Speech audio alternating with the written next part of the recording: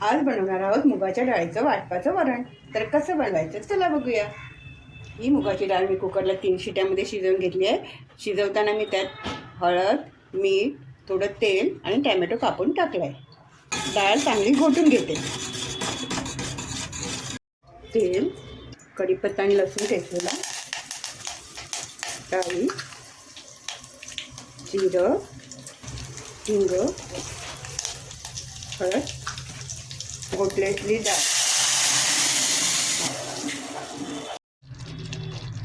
गरम पाणी,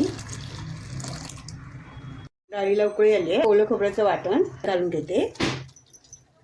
ओल्या खोबऱ्याच्या वाटणामध्ये मी ओलं खोबरं, 1 मिरची, 2 लसूण, थोडं जिरं आणि थोडं हळद घेऊन वाटले आणि थोडी कोथिंबीर घातली आहे. चवीनुसार मीठ, कोथिंबीर. मुगाच्या डाळीचं वरण तयार आहे. व्हिडिओला लाईक करा, चॅनलला सबस्क्राईब करा. तुम्ही पण असं नैवेद्यासाठी मुगाच्या डाळीचं वरण बनवा, खाऊ घाला.